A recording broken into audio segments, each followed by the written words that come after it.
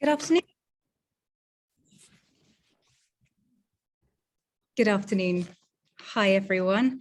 And thank you so much for joining us for what I hope will be a wide-ranging and stimulating discussion on this very important and timely subject of health workers, targets or collateral in armed conflict.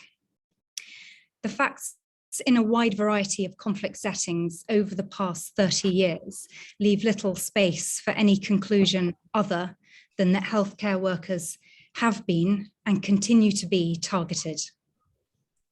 A lot of thorough research supports this statement, some of the best done by our speakers and organisers of this event here today.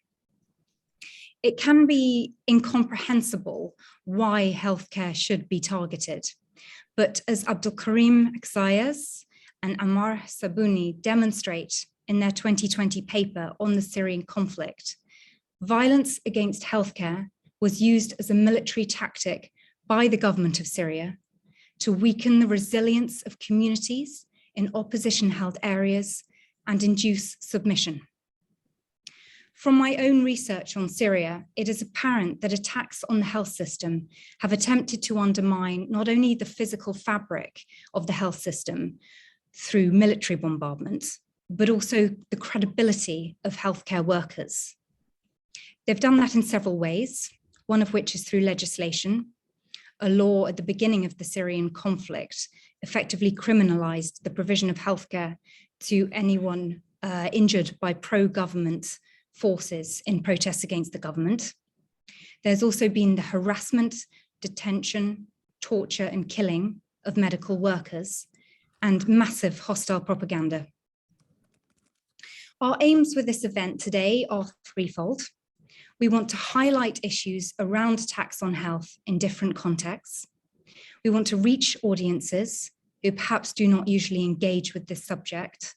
And we want to galvanize support for some of the brilliant existing initiatives on this, including first and foremost Action for Sama, the Healthcare in Danger initiative of the International Committee of the Red Cross and Red Crescent, the Safeguarding Health in Conflict Coalition, and the fantastic work of Physicians for Human Rights.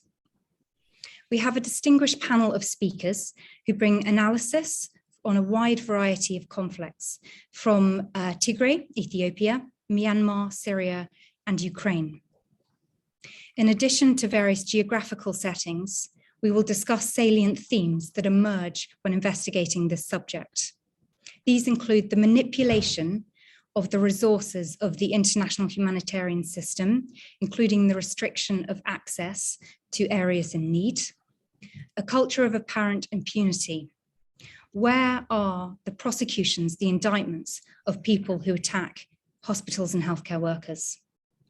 We also want to look at the psychological effects of attacks on healthcare workers, not only for those health workers themselves, but also the communities that they serve, and how health services have been forced underground and to operate clandestinely. The World Health Organization designated 2021 the year of the health and care worker in appreciation and gratitude for their unwavering dedication in the fight against the COVID-19 pandemic. And among the objectives of that campaign were to engage member states and stakeholders in dialogue on a care compact to protect and care for healthcare workers' rights and promote their practice environments, and also to bring together communities, influencers, and political and social solidarity in support, advocacy, and care for health and care workers. It was therefore a disappointment to see Syria permitted a seat on the WHO Executive Board, the board that enforces norms and standards in healthcare globally, in May last year. Pressure needs to be maintained on organizations such as the WHO and other UN agencies to not only collect data about attacks on healthcare, but to make sure there are consequences for states which violate these norms. I do have a personal connection to this subject as the founder and CEO of an organization, a charity, which provides surgical training skills to doctors in conflict settings around the world, including Syria, Libya, Iraq, and Cameroon. I also have a husband who just returned last week from working in Ukraine as a surgeon. When he was there, our greatest fear was that the hospital he worked in as a surgeon providing healthcare would be attacked. And that is so patently wrong. I want to just conclude these introductory remarks with a quote from Dr. John Chisholm in his foreword to the excellent recent BMA report on health and human rights in the New World Disorder. Dr. Chisholm writes that all health professionals have opportunities, including through their professional organizations, to influence the development of public policy in ways that promote human rights, enhance public health, and address the social determinants of health. Individually, as doctors and medical students, we have a moral duty to speak out about abuses of ethics and human rights. Doing so is an intrinsic, essential, and ineradicable part of our professional, ethical, and societal responsibilities. I will briefly introduce each speaker as we go along, who will brief us on their chosen region, and we'll explore some of those thematic areas too. Our first speaker is Professor Len Rubenstein, who has spent his career in human rights and now focuses particularly on health and human rights, especially the protection of health in armed conflict and the roles of professionals in human rights. At Johns Hopkins, he is core faculty at the Center for Public Health and Human Rights and the Berman Institute of Bioethics. Professor Rubenstein founded and chairs the Safeguarding in Health in Conflict Coalition and is the author of this wonderful book, Perilous Medicine, which I recommend you all go out and buy if you haven't read already. Thank you so much for joining us, Len. Thank you, Ellie, and thanks to all the sponsors for putting this important discussion together. And it really is a privilege to participate with colleagues from Syria, Myanmar, and Tigray, where vicious violence against healthcare has received so much less attention than in Ukraine. But I will start with Ukraine, as the number of attacks there on healthcare in a period of just 2 months is extraordinary and continues every day. On the very first day of the war in Ukraine, a missile with cluster bombs landed just outside a hospital, killed 4 people, and wounded 10 others. Within the first week of the war, Ukraine hospitals were moving maternity wards, surgical suites, and other functions to dank basements, kind of reminiscent of what health workers had to do in Syria. Now, according to the World Health Organization, 150 attacks on hospitals, ambulances, and health workers have been confirmed by the World Health Organization. But that may be a major understatement, as Ukraine's Ministry of Health has reported more than twice that number, more than 320, with 24 hospitals totally destroyed, according to the ministry. One of the surgeons who experienced such an attack said it was like an apocalypse. There was a white fog of cement and dust in the building, in the hallways and rooms. There were alarms sounding, the screams of patients. And the deputy director of the health department in Chernihiv stepped into what has become City Hospital number 2. Everyone was scared, she said. The patients, everything that had been done to help them live life longer was being destroyed in seconds or minutes. It's such a pain in your heart and helplessness in your soul. As in other places, the staff repaired the building as best they could and persevered, but supplies remained limited, especially for traumatic injuries requiring complicated surgery, which was relatively new to Ukraine. But these accounts, dramatic as they are, and the numbers only convey the most immediate harms. Many are hidden. They're not reflected in numbers. I'd like to share a story of a pediatrician I spoke to in the city of Melitopol in southeastern Ukraine. We haven't heard much about that city, because it was contested in the first week of the war and subject to heavy fighting, but captured by the end of the first week by Russian forces. It's occupied. Medications to patients can't get through. There's no humanitarian corridor. And this pediatrician who is devoted to her patients can't do much for them. She's also terrified about seeing patients in clinics around the city because she risks arrest when she goes to and from the hospital. She's torn between her obligations to patients and her own safety. This is very familiar in conflicts where the distress, the moral as well as distress from fear, is so common. And it goes on for weeks and months and years for health workers who do persevere. And this conduct is not new by Russia.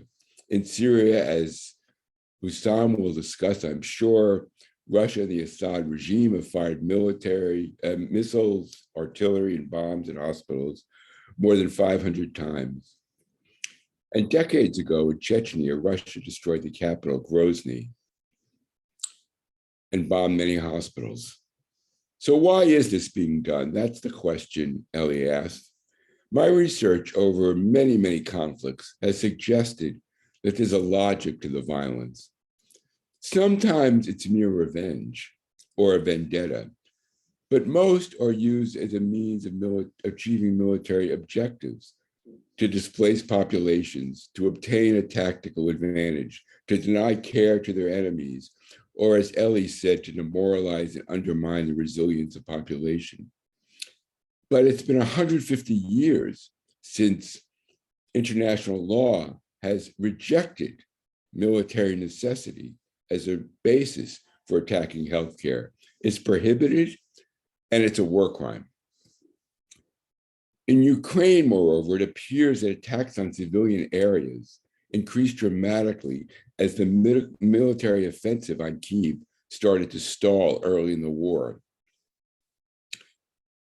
But there has been complete impunity, and that is the problem we need to discuss. I'll stop there now, Ellie. Thank you so much, Len, and for giving some the illustration of the pediatrician in Ukraine and that stark choice between being torn between your obligation to patients and your own safety, which is a horrendous choice to imagine one making. Do you think that there's an increase in these attacks worldwide, or are they just becoming more visible? Do you think we're knowing more about them?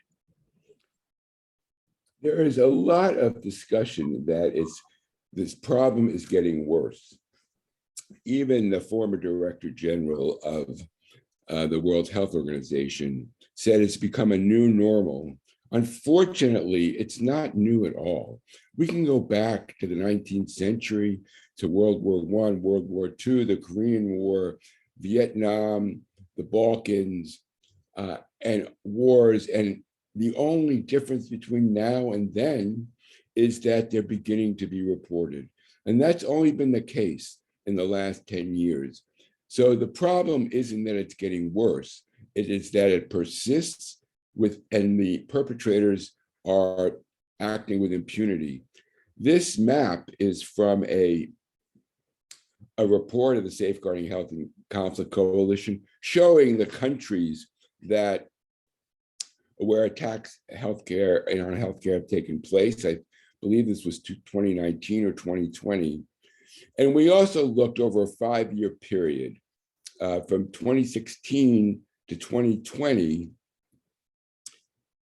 And we picked 2016 because that was the year the UN adopted a resolution, the Security Council, to end impunity for these attacks and have governments commit to taking very concrete actions. Well, what happened from 2016 to 2020? There were 4,000 attacks we documented, and each one of these 4,000 attacks is individually documented. And you can see more than 1,500 health workers killed, almost 1,000 health facilities destroyed or damaged. And we have to understand that this damage takes place at a time when healthcare is most needed in war.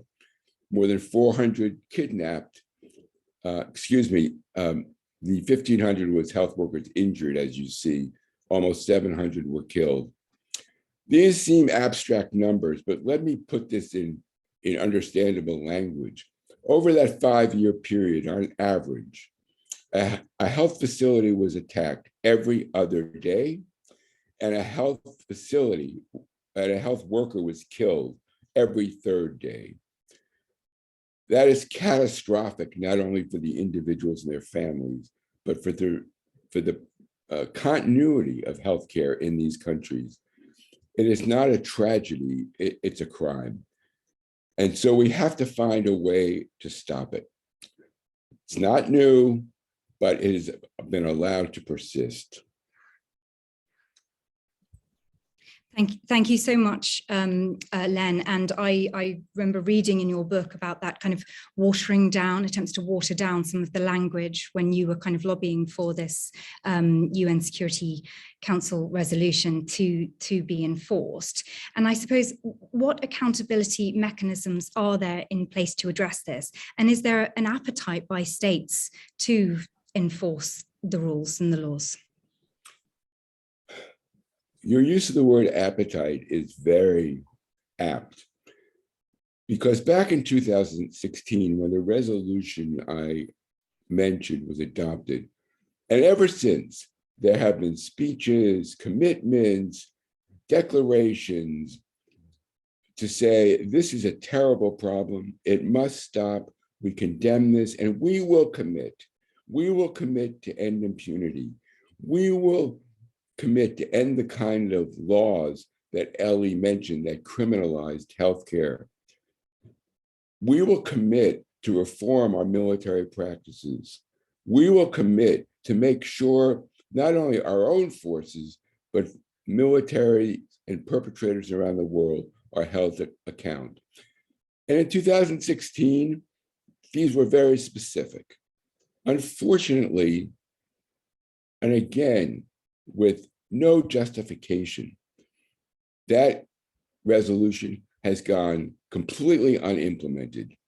Very few governments, including those who were the loudest and most passionate in their condemnations of violence against healthcare, have taken action. It's actually worse than that. There are procedures within the UN system to name perpetrators, especially against children. Every year, the Secretary General issues a report on grave violations against children in conflict, including attacks on schools and hospitals. And they prepare an annex of persistent perpetrators. But powerful states, which the special representative on children in armed conflict named in the annex, such as Saudi Arabia for its indiscriminate bombing in Yemen, were removed under political pressure from the list. And then there's the question of collection of data. I mentioned that the World Health Organization has reported 150 attacks in Ukraine. That was a result of a resolution back in 2012 for WHO to collect and publicize this data. But it's been a very spotty process. It's good to know the WHO is reporting in Ukraine, but in Tigray, in the last year and a half, the entire health system has been destroyed. The WHO has reported 0 attacks, not because they haven't occurred, but it's not doing its proper job. On top of that, there has been a lack of solidarity and action by the health community, which increases the possibilities and the likelihood of impunity. Compare healthcare to journalism. The journalism organizations speak up for their colleagues in a way that is rare, although we have exceptions from the World Medical Association, the International Council of Nurses, to speak out about these deaths and provide whatever support they can provide to their colleagues. That has been largely missing as a result of these attacks. Finally, and most extraordinarily, there has been almost complete legal impunity. I've mentioned a number of times that accountability must be had, and because there war crimes can be had, but there hasn't been a prosecution for these kinds of acts for more than 25 years. So we have an enormous problem that accountability is almost completely lacking, even as the attacks continue. And thank you so very much for that. And I'm sure the fact that the WHO have reported 0 attacks against the health system in Tigray is something we'll want to discuss with Dr. Haley later. We're now going to move and get a perspective from Myanmar, from Dr. Thin Thin, who is a trustee of the Brighter Future Foundation and Rangoon General Hospital Reinvigoration Charitable Trust. She's also leading the development of the UK-Myanmar Health Alliance as a country director for the Alliance office in Myanmar. Thins has spent 16 years working in the UK within the NHS, but she returned to Myanmar in 2016 to contribute to the development of Myanmar's health sector and joined the THET as country director in January 2017. So Thin, thank you very much indeed for joining us. And it would be great to hear from you how the military coup has affected healthcare workers in Myanmar, and perhaps also say a bit about your personal experience if that's something you're happy to do. Thank you very much, Ali, for your kind introduction. Good afternoon, everyone. And thank you to the organizers and for inviting me to share my experiences and the health worker experiences in Myanmar.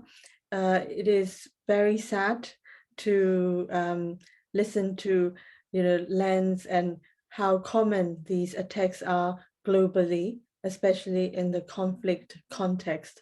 So Myanmar is no exception. Over the past 14 months, since the military coup in February 2021, the healthcare workers have been the forefront of the movement called Civil Disobedience Movement in Myanmar, which is the biggest movement against the military, unlawful military coup. And hence, the health workers become the prime target of the military. So if I would like to share the screen.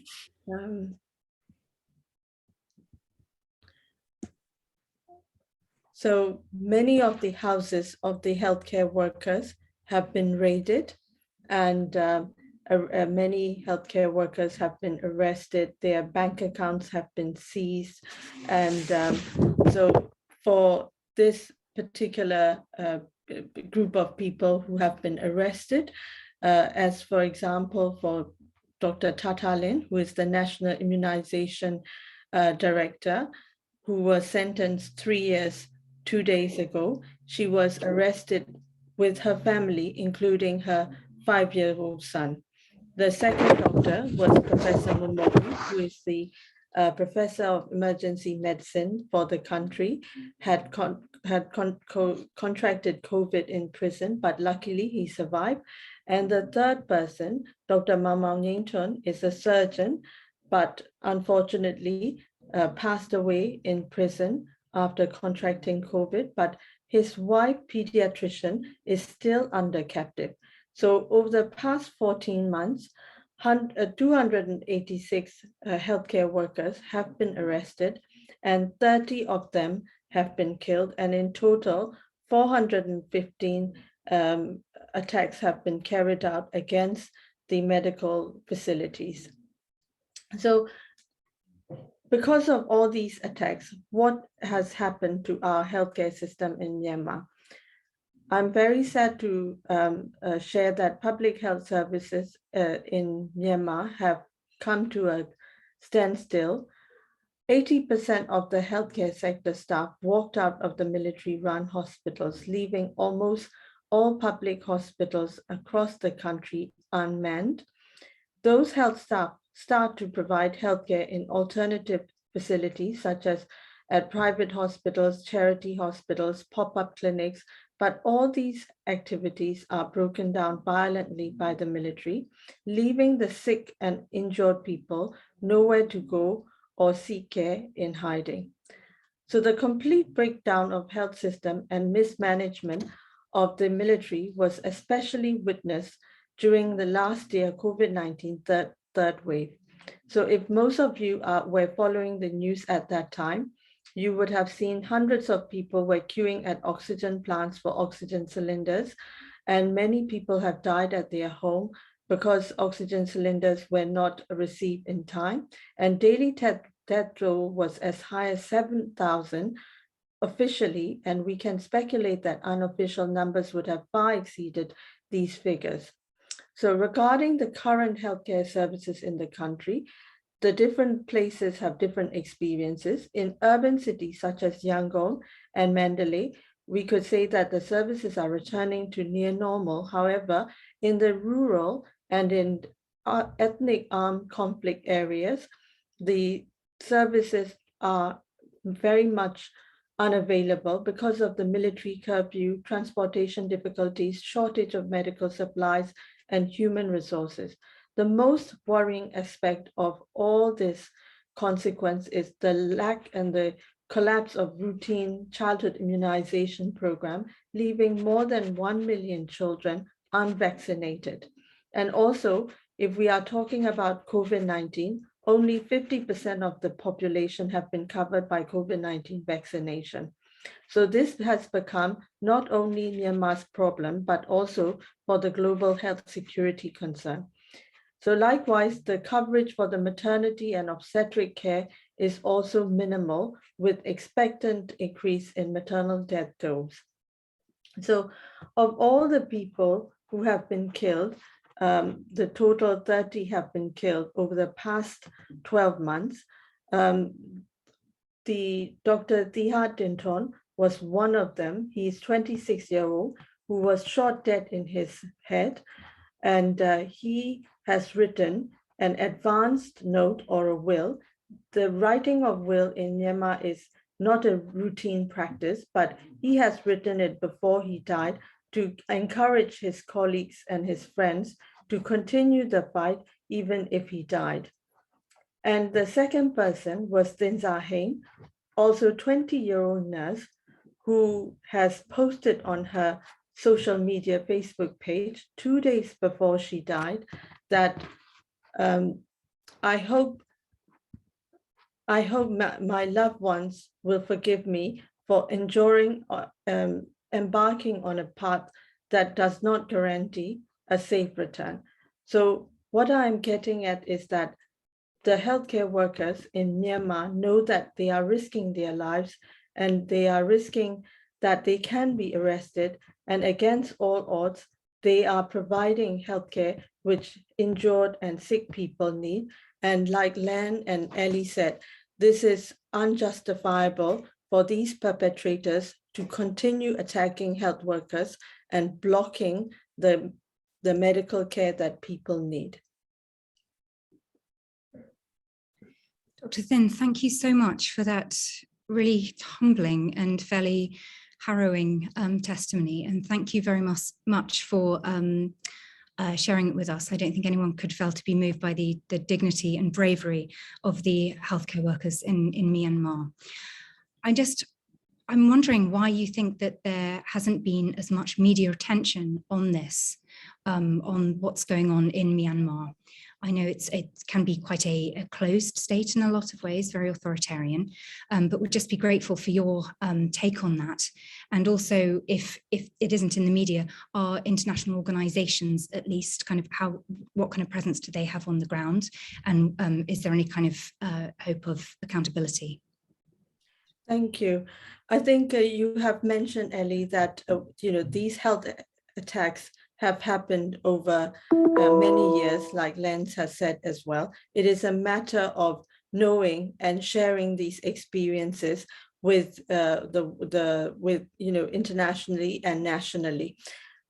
We have experienced this not just now, but back in 1988 when Myanmar has suffered the last previous coup, and at that time the technology and the internet availability in the country was non-existent.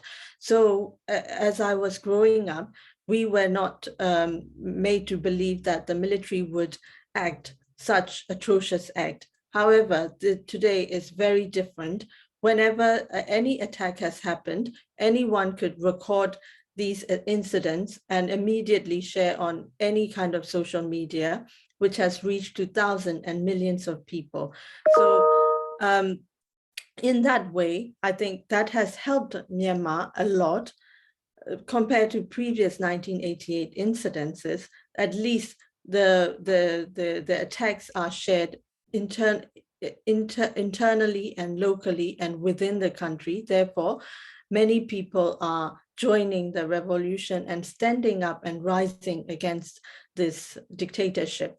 However, the reach to the international community is still very limited, probably because of the geographical situation and its importance in the global picture. And however, I can say that the happenings in Myanmar is no different to Syria or Ukraine or Ethiopia. And it is a matter of reaching out to international community with the media, international media help. Maybe perhaps because Myanmar people are sharing these experiences in local languages and hence not reaching to international community. However, it is very important for international media to pick up these news and so that perpetrators can be made accountable for their atrocious acts, and also recording these attacks systematically so that we have an evidence to bring these dictators down. Absolutely, thank you. And thank you for also raising the point of citizen journalism and social media and the kind of positive impact it can have in raising these issues. Thank you very much indeed. And just a very quick final one on the healthcare needing to be clandestinely provided in light of persecution, which was also a major thing in Syria as well. And is, as I understand it, that's the case in Myanmar too? Yes, indeed. Yes. That's been great. Thank you so much, Dr. Thin. We're very, very grateful to you. I know you can't stay quite for the end of the session, but just thank you very much from all of us for your time today and your very interesting testimony. Thank you so much. Thank you. We're going to move around the world. So we're going to go west again to Ethiopia and Tigray, where we're going to hear from Dr. Haile Goserso, who is a public health specialist. His research area of interest is around HIV care, and he has a particular interest in social determinants of health, traditional health practices, and the One Health approach. Dr. Haile is a National Health and Medical Research Council Senior Research and Teaching Fellow, an infectious disease epidemiologist and postdoctoral fellow at the Research Centre for Public Health Policy at Torrens University, Adelaide. He's published several enlightening articles on the conflict in Tigray, the devastating consequences and the impact on healthcare workers. So Dr. Haile, I'll hand over to you, and it'd be great to hear a bit about Tigray and this incredibly highly regarded health system that existed before the conflict. And it'd be great to hear from you what state it's in now. Thank you. Well, thank you very much, Ellie, for the intro, and it's so honored to speak tonight, particularly to speak for the incredibly brave people of Tigray in general and the health workers in particular. Now, talking about Tigray, probably for those of you who do not know where Tigray is, so Tigray is one of the 10 regional states in Ethiopia, located in the far north, and is bordered by Eritrea, Sudan, and Ethiopia's Amhara and Afar. Now, on the 4th of November 2020, Tigray was encircled by 3 national defense forces, Ethiopia, Eritrea, and Somali, and special forces and non-state actors of 9 regional states of Ethiopia, including Amhara, the immediate border, who actually committed ethnic cleansing, and in fact, they are the main actor one. So, 17 months since the start of the war, Tigray has experienced the most brutal, destructive, and tragedy in its conflict in history. And, of it, the health system is one of the systems that affected most. So as you mentioned, Eli, Tigray has had a very vibrant, health system, the best, one of the best, if not the best, health system from Ethiopia, with thousands of health facilities, more than 25,000 of health workers, and so on, with incredible programs, including the community health insurance, as well as also the health extension program. Now, when this war comes, all the success, almost the success of 3 decades, are gone in a couple of months. And if you see the health system, I think it's just easy to say the health system is almost completely collapsed. This is because, as we just speak now, only 3% of the health facilities are fully functional. 3%. And the great majority of them are almost distracted or looted, as high as 80%. And even if we just see now, there is active medical besieging. So all this shows that the health system is targeted. It's not just collateral attack, but you can clearly see that it's attacked. But even independent organizations, such as MSF, confirmed that the health facilities in Tigray are targeted. But not only that, the Ethiopian government themselves also proved that. I remember, the deputy chief of staff of Ethiopia, called Lieutenant General Abaw Taddese, he himself said the goal of the war was to distract the economy and infrastructure of Tigray. That's just a deputy chief of staff who said in a mainstream media. Now, and when we say again its impact in the health workers, health workers in Tigray, where some of the health workers were killed. We know UN reported the deaths of 23 staffs. MSF reports the deaths of 3 staff, including 1 Spanish and 2 Tigrayans. Even Tigray Regional Health Bureau also reported the deaths of 37 health workers, all Tigrayan, and injury of 78, all Tigrayan. And health workers in Tigray were also displaced. UN reported, a surgeon fled to Sudan, is now working as a doctor in a refugee camp. And we have heard from the Tigray government, they also reported in a single IDP center in Megala, almost 2,000 health workers were enrolled, as a refugee, just health workers. Remember, 1 health worker is just too many. And health workers lost their job. I remember last year in April 2021, out of the 20,000 plus health workers, 50% of 10,000 reported back to work. And guess what happened now? As we speak now, in April 2022, only 1,300 health workers reported to work, as reported in a paper published in the Lancet. And this is because, 1, none of the health workers get paid their salary since May 2021, not even 1. And none of them also access their salary or their savings because banking service is completely closed. That's why it's so heartbreaking, to see doctors who were begging food. Doctors collapsed or faint while they were providing services. So, all this, all this just impacted their psychology. In fact, we saw, health workers were harassed. Health workers in Ida Referral Hospital, which is the biggest hospital in Megala, they were told to clean their shoes using the Tigray flag. I mean, imagine, that yellow and red flag. And when you, as a health worker, and when you are told to clean your shoes, I think you can imagine it, but you can feel it when you are experienced. That's so harrowing. But it's not only that, health workers were crying because, they were losing patients at hand. They know how to save, but they don't have medicines. They were struggling, to fill the stock out. It was so, so sad to see health workers were asking patients a white clothes to use a gauze.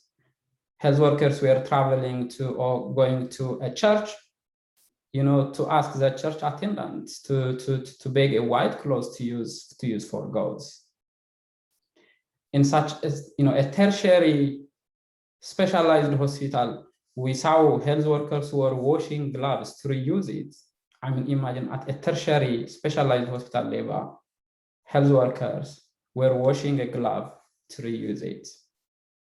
So, I mean, as a health worker, all this really impacted your psychology. But not only that, even those health workers who are actively working in the hospitals or health centers, some of them were actually denied not to provide services. Last year there was air strike or drone attack in a village in a market called Togoga, and when health workers were trying to save the victims with ambulances, the Ethiopian and Eritrean soldiers blocked them. Even in one hospital called Tembian Abi Adi, it's one of the hospitals, health workers were denied not to treat civilians because the soldiers changed the hospital into a military camp, right? So it's just so harrowing to see all this. So I guess you can conclude that yes, health workers and health facilities were targeted, not collaterally damaged or collaterally attacked. And it's completely collapsed, as I share with you the numbers. In fact, weaponized as well. And I guess, we from this, we can take that, I think war should be a public health priority.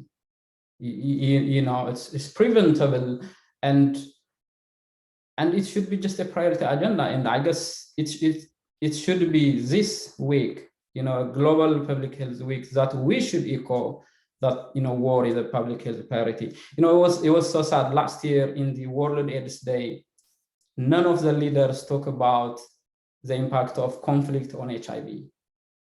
I know they talk about the co-infection of HIV and COVID, which is just less priority compared to the impact of conflict in COVID.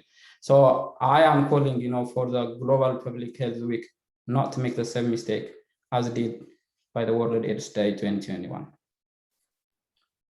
Dr. Haley, thank you so very much for that. That was an incredibly powerful report. And I think that kind of figure of 3% of the health system being fully functioning right now will stay with us all and give us much to think on. I'm aware we're starting to get short of time. I could go on all day, but I'm sure not everyone can. So I would like to talk to you again about the effect on women and girls, but right now I'll have to move on to Dr. Hussam, and maybe we can pick up that conversation offline or in another event. Thank you very much indeed. Thank you. We're going to move our focus slightly to Syria now, to Dr. Hussam Al-Nahas, who is the Middle East and North Africa researcher at Physicians for Human Rights, designing and conducting research activities related to healthcare, detention, access to health and human rights. Prior to joining Physicians for Human Rights, Dr. Al-Nahas was working on the front lines of healthcare in the Syrian conflict in various capacities, including by volunteering in clandestine hospitals and establishing a referral network of care for injured patients. Thank you very much, Dr. Al-Nahas. And just wondering if you can speak to how Syrian healthcare workers have been affected by the attacks on healthcare over the long 11 years of conflict. Thank you very much, Ellie, and thank you for having me with speaking with such an incredible panelist. Thank you very much, everyone, for the work you have been doing.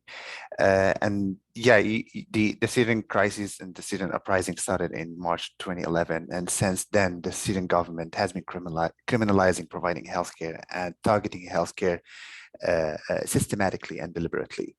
So I'm going to start from the early beginning of the Syrian conflict and take you through the different phases and different challenges that healthcare providers faced.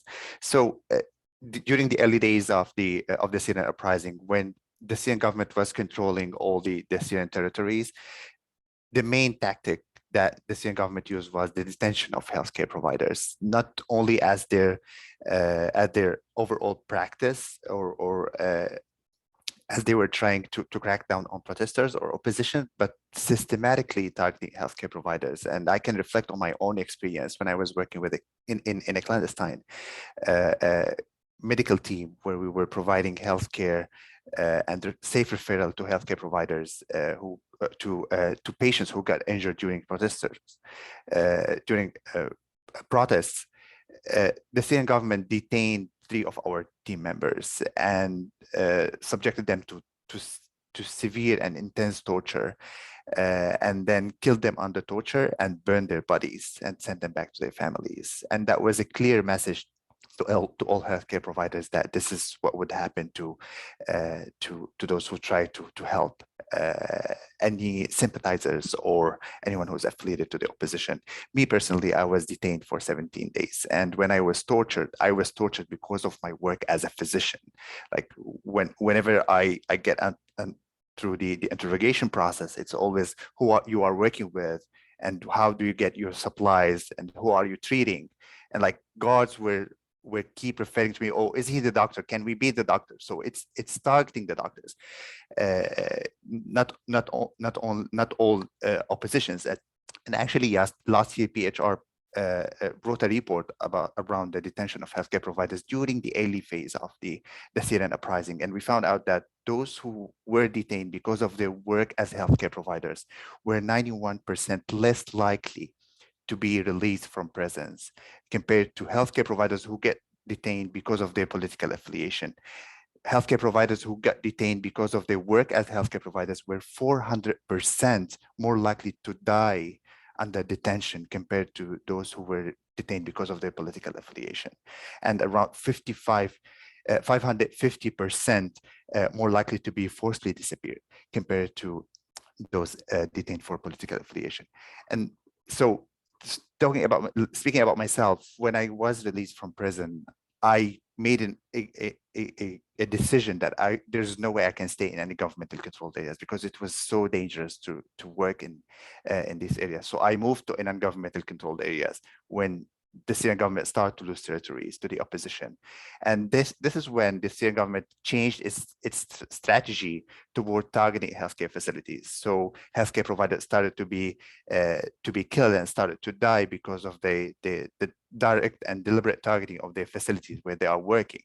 And during that period, myself and many other colleagues, we lived in these hospitals because we fled our homes in governmental controlled areas and just dedicated our time to help civilians in these areas who were deprived of their right to access healthcare and were unable to get to hospitals in governmental controlled areas. And as I mentioned, this is when this practice of attacking healthcare facilities and destroying health infrastructure started. And last year, or not last year, but like until now, we documented at PHR around 601 attacks on healthcare facilities and the targeting of at least 400 healthcare facility in Syria in general, and the killing of 942 medical professionals in Syria. And last year, we partnered with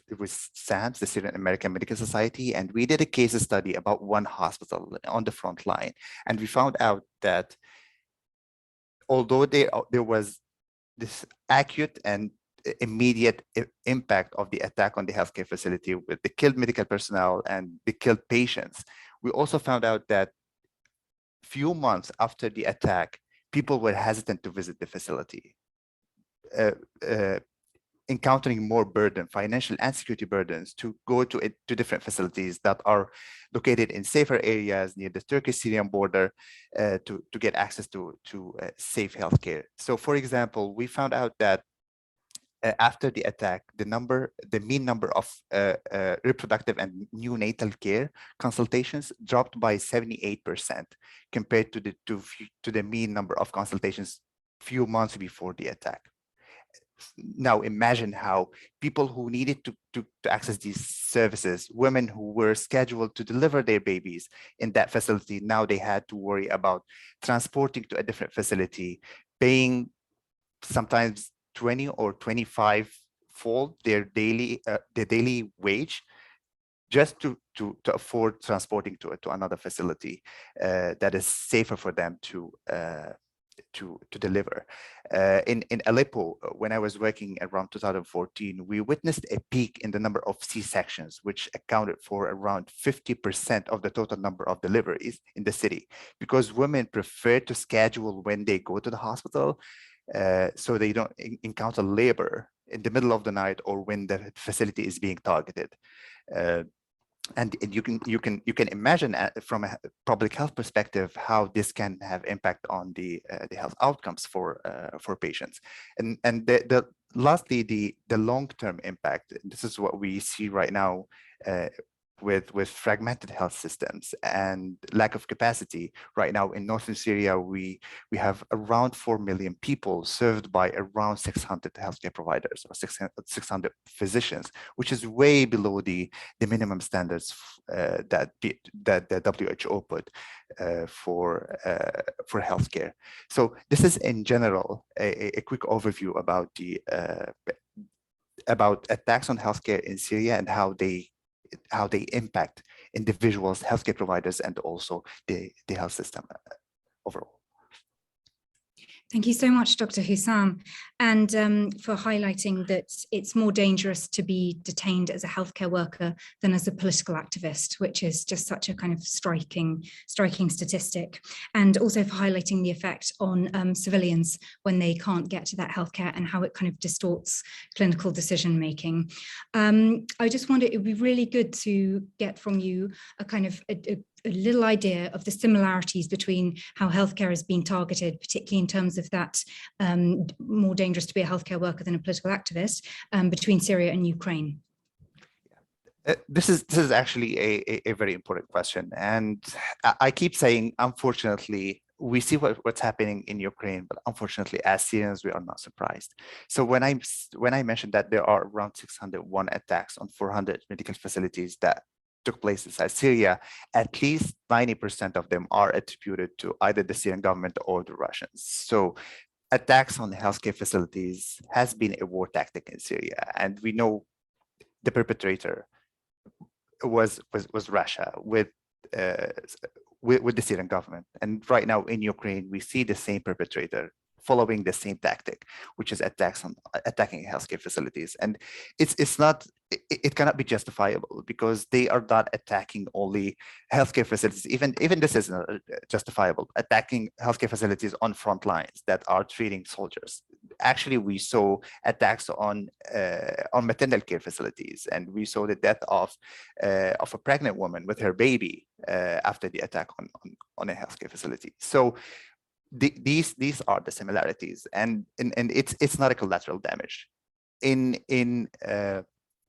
the case study that we conducted on Collateral in 2021, the Russians used a laser-guided missiles to target the facility, and these missiles are more than 90% accurate in terms of their achieving their target or getting to the target. And we can expect the same pattern of attacks. We can expect the same type of violations against healthcare in Ukraine. So for me as a Syrian, what gives me hope, and I think Len will talk more about this, is that like right now we see for the first time after a very long time of impunity and attacks on healthcare and with no perpetrators being held accountable, now we see the referral of the crimes in Ukraine to the ICC, which was not possible in Syria, given the continuous veto from the Russians in the UN Security Council. So this gives us a hope that there can be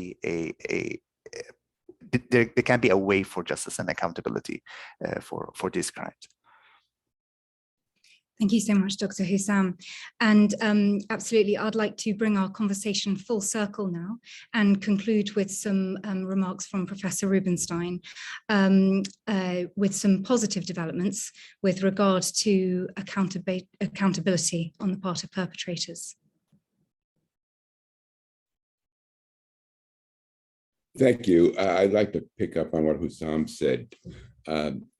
We know there has been no prosecution at the International Criminal Court or elsewhere for these crimes, but the unique situation of Ukraine enables the prosecution to go forward because Ukraine can and did ask the court to take jurisdiction of crimes on its territory. And investigations are going on right now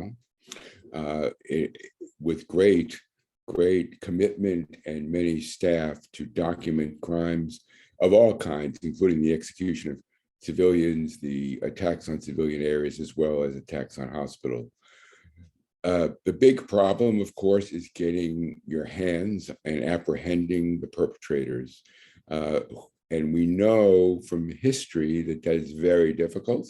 You can't just serve an arrest warrant in Russia and have the person turned over.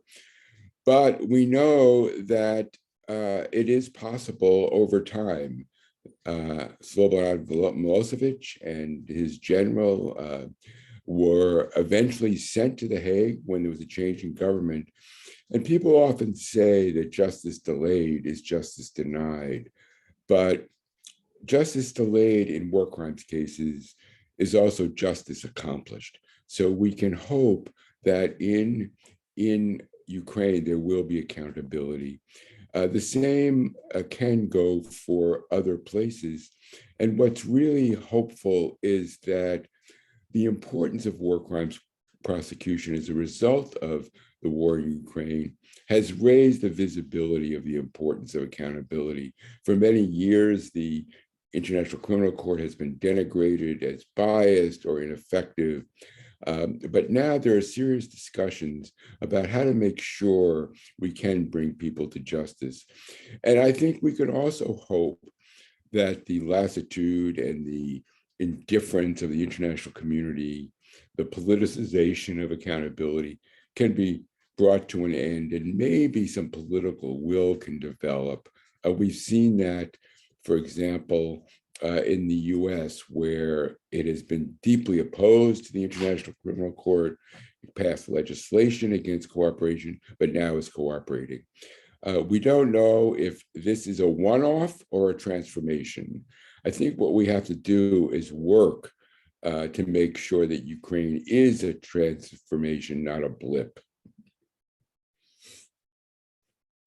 Thank you so much, Len. And I'd just like to ask as well, it's great to know that there's faith that these things can happen at an international legal level. But for us listening today to these incredibly inspiring speakers and yourself, what can we as activists do and as concerned healthcare workers, people who work in healthcare? What can we do? Well, I think that those who are on the call, and I'm sure many who are listening, have been active for many years trying to protect healthcare in conflict. But as I said before, the organized medical community, especially at the national level, has not been active. There hasn't been the kind of solidarity, full-page ads in newspapers of the kind that journalist organizations take out. But now there has been a response, and we can capitalize on the response. We can really reach out more to medical and nursing organizations to ask them to raise their voices for protection of their colleagues, to express support and solidarity, and demand accountability. So I think the opportunities for mobilization are greater than ever before. It's going to take a lot of work, but won't be we have to move beyond a group of lonely activists to a more concerted, broad-based movement within the health community. But I think it's possible now more than in the past. It should have happened a long time ago. It should have happened in Syria. It should have happened in Yemen. It should have happened in Tigray, but it didn't. But because of the attention of to Ukraine, it may be possible now. Thank you so much, Len. This has been a really, really remarkable event. I've enjoyed every minute. It's been an absolute privilege to chair it. I'd just like to draw everyone's attention to the chat. There is an Action for Summer running a kind of month of activism and attention raising on this important subject. So do look up their campaign and support it, along with the other organizations listed in the chat. And yeah, I'd just like to say a sincere thank you to our wonderful, wonderful panel of Len, Hussam, Thin, and Haley. And just thank you all so very much for sharing your insights and your experience. Thanks also to Aula and to Karim for organizing this excellent event behind the scenes. And we hope it's going to be the first of many. A recording will be available online after the event. And again, thank you very much from the bottom of our hearts. Have a great day. Thank you very much. Thank you very much. Thank you. Thank you. Yeah. Have a good day.